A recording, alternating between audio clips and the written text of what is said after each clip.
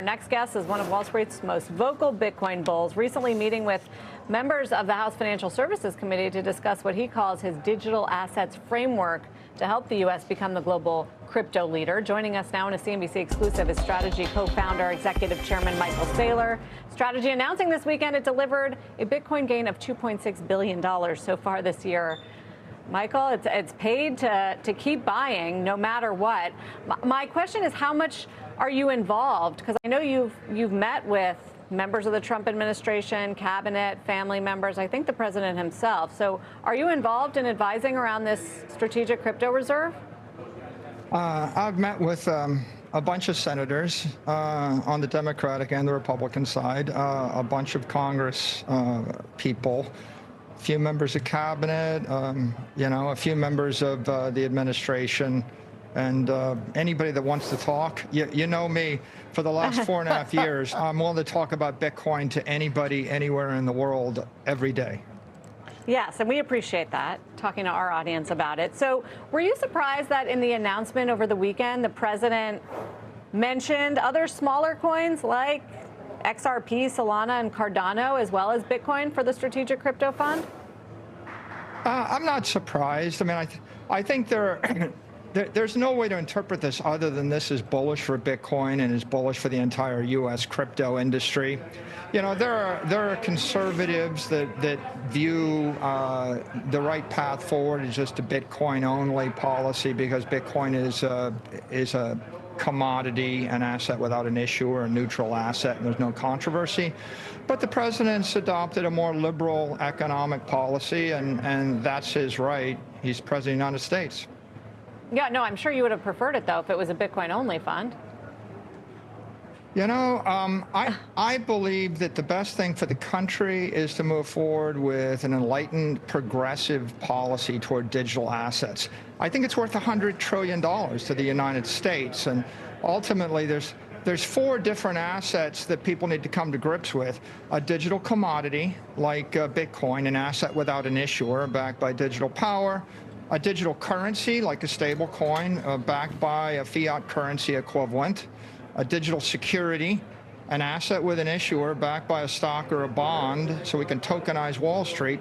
And then a digital token, which is an asset with an issuer that's backed by digital utility. I think everybody's trying to come to grips with that taxonomy, and as the market gets more educated, we're going to see more progressive, constructive policy engagement. But as it relates to the crypto fund, I guess, one thing people are going to try to figure out, and what the White House is going to have to explain, is why we need that. I get that you think the price of Bitcoin is going up sharply, and you've definitely put your money where your mouth is, but it is still a speculative asset. So is it just about investment gains for the U.S. government, or is there another strategic reason, say like oil, we have that, where we would need this? The key to keep in mind is that Bitcoin is not competing with the dollar. It's competing with international real estate, global equities, expensive money managers on Wall Street, and any long-range investment that somebody makes. And so right now we're about $2 trillion in Bitcoin. It's going to 20 trillion, then it's going to 200 trillion, then it's growing 20% a year. And that capital is coming from overseas. It's coming from China, from Russia, from Europe, from Africa, from Asia, from the 20th century to the 21st century. So what's compelling about it is if the United States takes a position in the emerging crypto economy, if it buys up 10, 20% of the Bitcoin network, we're going to pay off the national debt. And so why wouldn't that be in the interest of the United States? I guess the question would be, we're dealing with instruments that historically, Michael, have had drawdowns of, you name it, I mean, 20, 40, 50%. How much risk, or what would that do to sentiment if, in fact, that was a paper loss, even momentarily, for the government? I don't think anybody's ever lost money in the Bitcoin network holding 4 years. The United States' best investments are Alaska, Mexico, California, and Louisiana, and Manhattan. We're still holding them hundreds of years later. It's a nation state. So presumably, you want to buy Bitcoin, you want to hold it for 100 years. You know where the future's going. The AIs, the foreigners, the Europeans, the 20th century capitalists, they're all going to cyberspace. And so the United States has the ability to buy this for a nickel and pay off the national debt. It'll be the greatest economic program of the 21st century for this country. How do you think it gets funded? I mean, I think that I'd leave that to the president's working group. They'll eventually decide what they want to do and the scale they want to do it. There are a dozen people on it, the head of the Treasury, the SEC, the CFTC, Commerce, the Attorney General. The president, I'm sure, will opine. Yeah. I'm sure you'll have leadership from Tim Scott and French Hill, both the Republicans and the Democrats. Everybody's going to have their opinions. It's above my pay grade to decide. But what I would say is this. We bought Manhattan for 60 guilders. It was a good trade. We bought Alaska for $6 million. It was a good trade. We paid $40 million for 75% of this country. It's a good trade. We can afford it. We should buy the future. I mean, but what? And you've done this before. You've talked about this before. But comparing a cryptocurrency digital asset that is still considered highly speculative to American cities and states.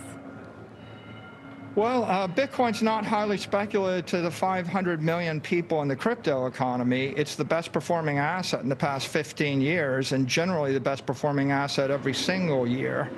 My company's gone from a $250 million investment to almost a $50 billion position in 48 months.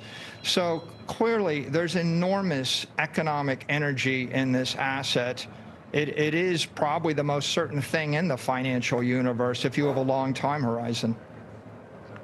I have another sort of, and this might be like a legal question, but as this becomes more adopted, and if we're talking about a strategic Bitcoin reserve or crypto reserve, how do you prevent insider trading, front running? You know, there's no insider trading laws because they're not securities. So Trump can just, you know, tweet about X coin and someone can front run it. The reason that there's so much support for a commodity like Bitcoin is it is an asset without an issuer. No entity controls it. No entity runs the network. No entity can change the protocol. No entity has enough power to impact the market trading of that protocol. That's actually why most of the focus is on the digital commodity. And that's what makes Bitcoin special. Satoshi was the insider. He left 1 million Bitcoin for all of humanity forever and walked away without ever benefiting. And that's what makes Bitcoin special. Do you think that any other asset should be in the strategic crypto reserve? You know, I think if you're looking out over the next 100 years, trying to figure out how do you capitalize a nation state or a country, what you want is a digital commodity. But if you have a sovereign wealth fund, then I think it's well within the rights of the leader of the nation to decide to put, you know, proprietary assets, securities, tokens, and the like into it. And of course, the decision will eventually be made through a fairly comprehensive political process over the next 6 months. We have till July 22nd when the digital assets framework and recommendations from the executive order are due on the president's desk. It should be interesting to watch what happens between now and then. Well, Michael, we certainly appreciate you coming on to talk us through how you're thinking about all this. As one of the biggest proponents, Michael Saylor from Strategy.